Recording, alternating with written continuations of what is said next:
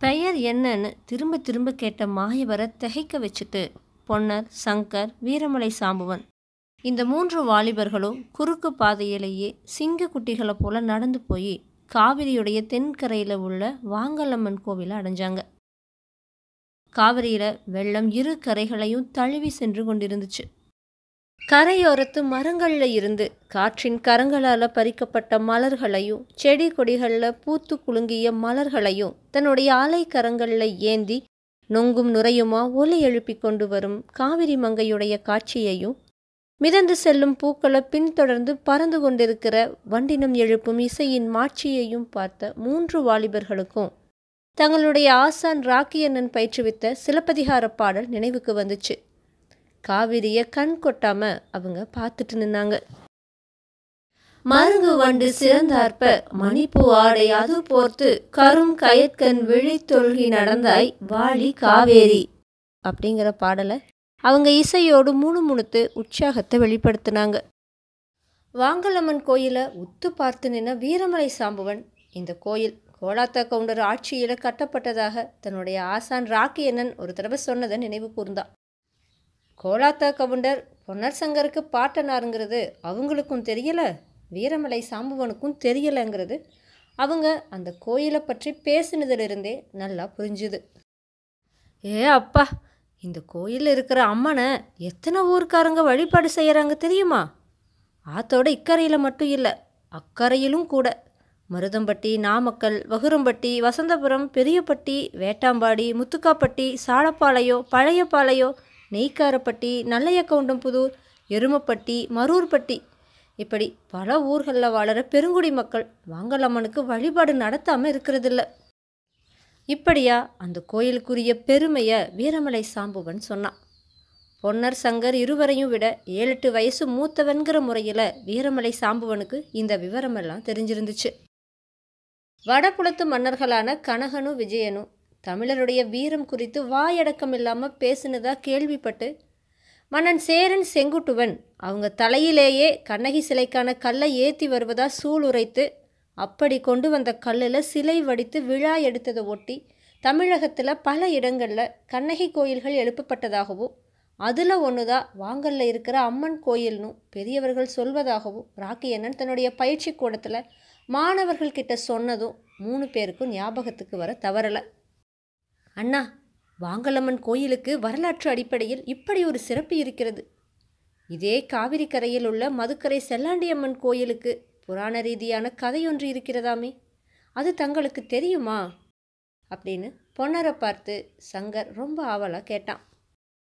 தம்பி, அப்படி ஒரு கதை இருந்தால் நமது ஆசா நமக்கு சொல்லியிருப்பாரே அப்படின்னு பொன்னர் பதில் கொடுத்தான். அப்போ ஒரு குரல், அந்த கதை ஒரு பெரிய கதை, அதை நான் சொல்லுகிறேன் அப்படின்னு கேட்டுச்சு. 3 பேரும் குரல் வந்த திக்க வியப்போடு நோக்குனாங்க. காவிரியாற்று கரையோரத்தில் மிதந்து கொண்டிருந்த ஓடத்தில் இருந்தபடியே ஓடக்காரன் பேசிய குரல் தான் அது. நீ என்னப்பா சொல்கிறாய் அப்படின்ட்டு வீரமலை சாம்புவன் ஓடக்காரனுக்கு பக்கத்தில் போனான். மதுக்கரை செல்லாண்டியம்மன் கோயிலிலே இன்றைக்கு ஆற்றில் கரகம் விடும் திருவிழா. ஒவ்வொரு வருஷமும் 18ஆம் பெருக்கையொட்டி அந்த திருவிழா தவறாமல் நடக்கும். ஆசை இருந்தால் வந்து பாருங்களேன், என்னுடைய ஓடத்திலேயே போகலாம் அப்படின்னு கொஞ்சம் பல்லளிச்சவாறு அவங்கள பார்த்து ஓடக்காரன் சொன்னான்.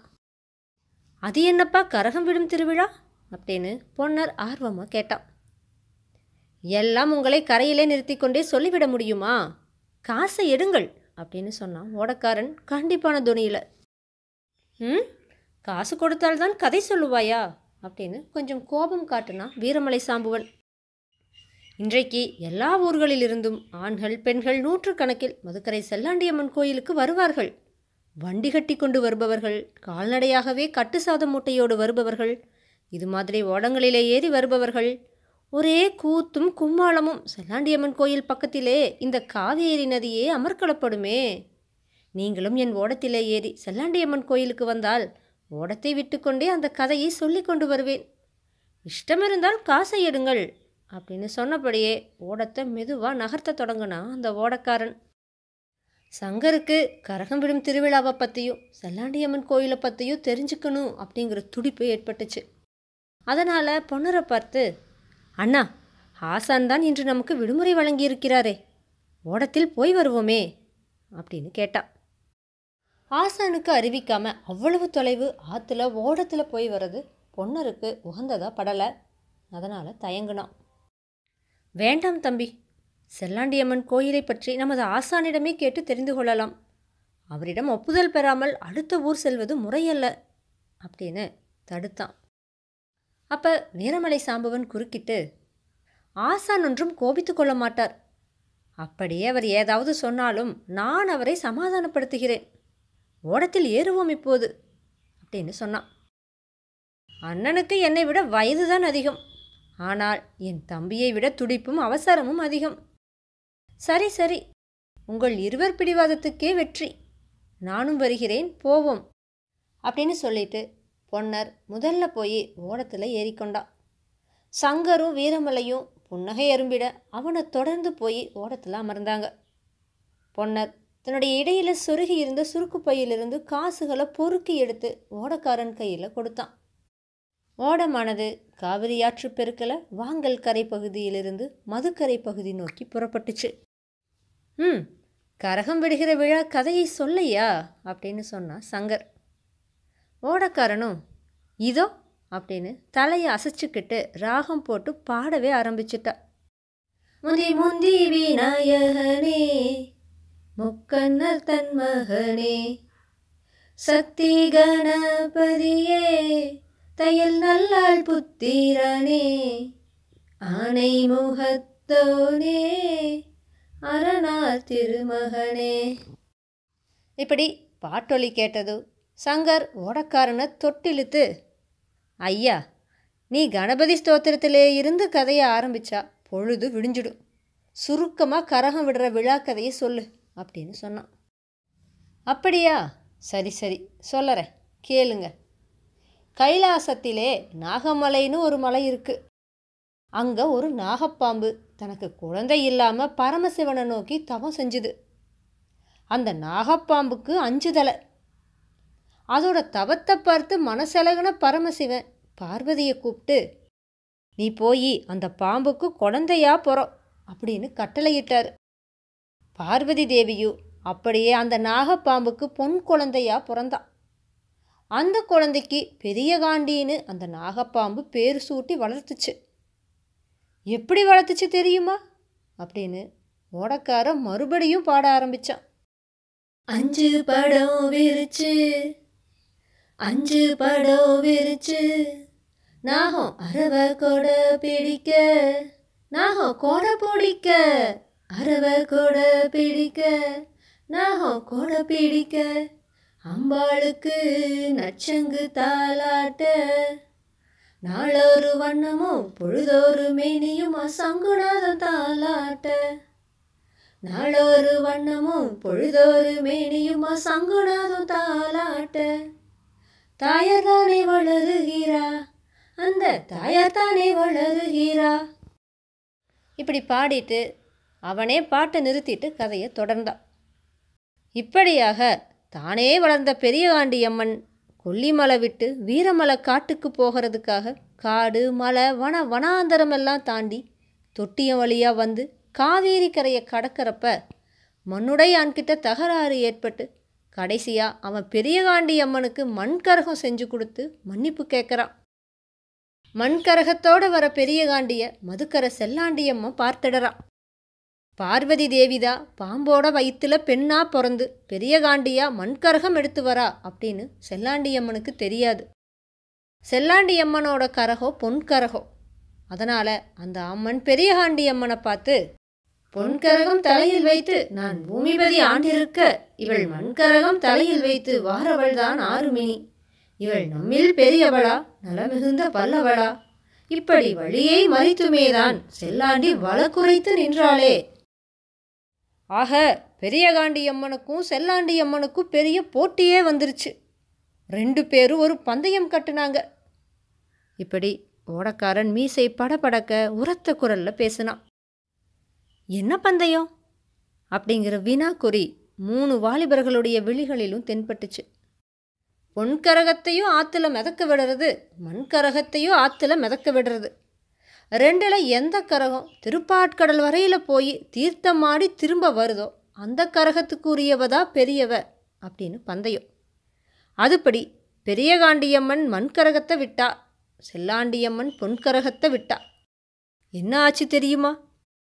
பொன்கரகம் ஆற்றுக்குள்ளே போயிடுச்சு, மண்கரகம் திருப்பாட்கடலுக்கு போய் தீர்த்தமாடி திரும்பி வந்துச்சு. உடனே செல்லாண்டியம்மன் பெரியகாண்டியம்மன் தான் பெரியவன்னு ஒப்புக்கொண்டு தன்னோட பொன்கரகத்தை வரவழைச்சி தரணும்னு கேட்டுக்கிட்டா.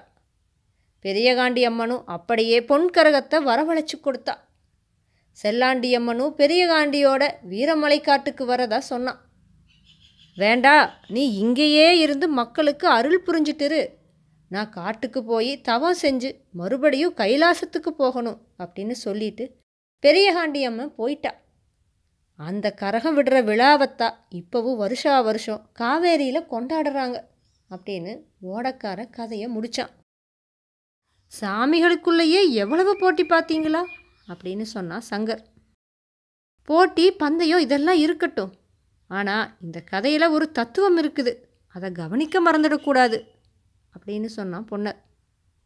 என்ன சொல்ல போகிறான்னு ஓடக்காரன் உட்பட 3 பேரும் பொன்னரோட முகத்தையே பார்த்துட்டு இருந்தாங்க. மண்கரகம் வென்றது, பொன்கரகம் தோற்றுவிட்டது.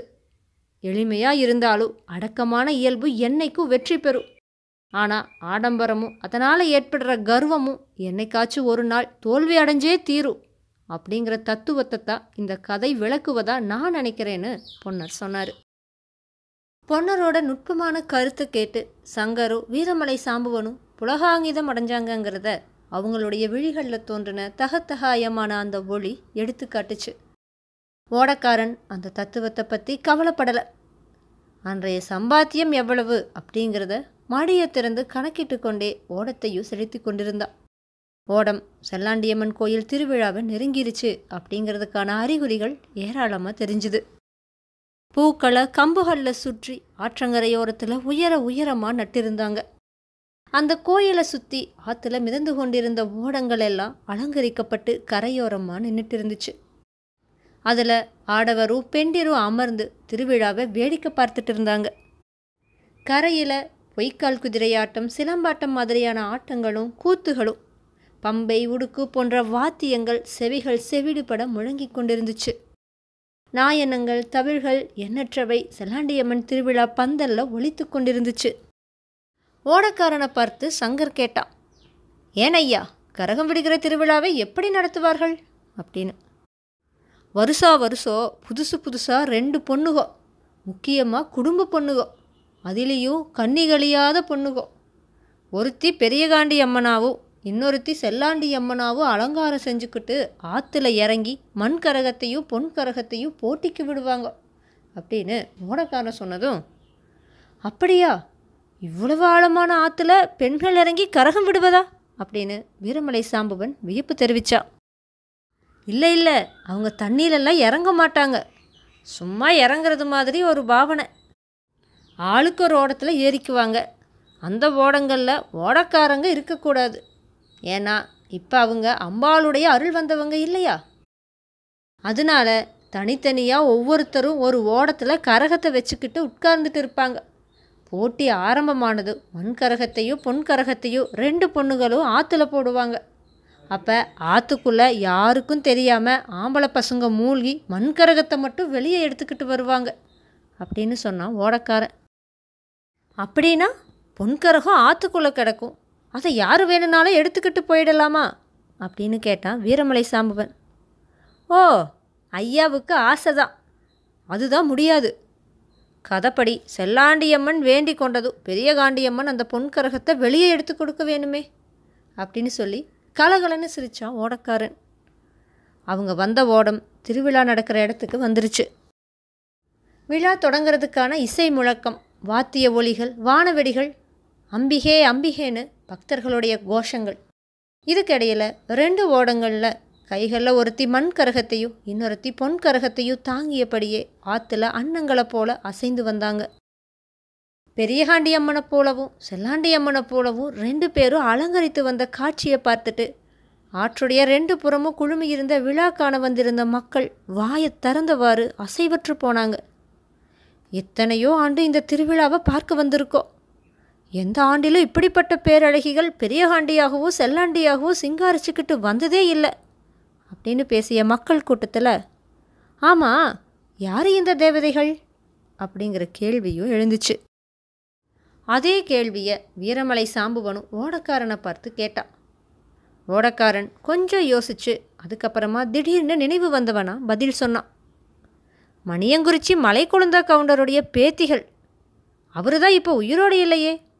இந்த பெண்கள் இருவரும் சின்ன மலை கொழுந்தா கவுண்டருடைய மகள்கள் அப்படின்னு பதில் சொன்னான். ஓடக்காரன் இந்த பதிலை சொல்லி முடிக்கிறதுக்குள்ள அந்த பகுதியில் இருக்கிற மரங்களை எல்லாம் பெயர்த்தெடுத்து கொண்டு போகிறதுக்காக ஆவேச தாண்டவமாடிக்கொண்டு வந்தது மாதிரி ஒரு சூறை காற்று வீசுச்சு. திருவிழா கூட்டத்தில் குய்யோ முய்யோன்னு பேரிரைச்சல். ஆத்தோரமாக மிதந்து கொண்டிருந்த ஓடங்கள் பல கவிழ்ந்து அதில் இருந்தோர் ஆற்றுல விழுந்து தவிச்சாங்க. பொன்னர் சங்கர் வந்த ஓடமும் பெரும் சுழலில் தத்தளிச்சுது. தத்தளிச்ச வேகத்தில் அதை தடுத்து தூக்கி பிடிக்காவிட்டா கவிழ்ந்து விடும் அப்படிங்கிறதுக்காக சட்டுன்னு தண்ணீரில் குதித்து வீரமலை சாம்புவன் ஓடத்தை நிமிர்த்தி நிறுத்தினான்.